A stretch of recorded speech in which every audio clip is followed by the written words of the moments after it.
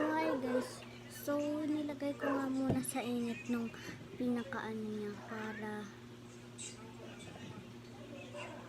good siya. Then pala, may ginawa pala ako dito panibagong squid game. Napakaganda niya, ay napapaganda ko pa siya nung itatapat ko sa araw para nung maging texture niya talaga nung pinaka-red. Kaya gagawin natin yun. So, ako na po bahala. Yun na lang po. Ginamit ko kasi ito ng hindi ko na pala yan gagamitin. Ito na lang nung gagamitin ko guys. Ayan na, ito na. Nakita ko sa dagat. Kasi nung nagdagat kami, nakita ko siya. Magiging texture niya ay kulay red pala. Kaya pag hinalog mo siya sa red, sa pinaka-red, tatapat natin siya sa init para makita nyo kung paano siya gawin. Kasi nung texture niya nung pwede doon. So, gagawin na natin siyang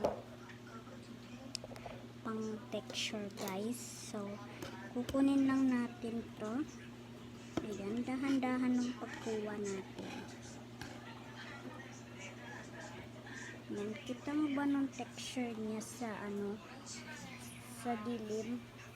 Diba hindi nakikita ng texture?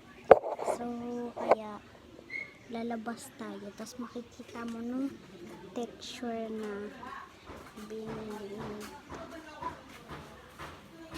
Yung para nung texture niya. Ayan siya guys. Kung paano gawin ng mga texture na pinapagawaan nyo. Kaya nung texture na yon, nung bali texture, nung texture talaga nun, tapos ginantin ko siya para makuha ko. Kasi tingnan niyo naman ng kamay ko. May dumi na.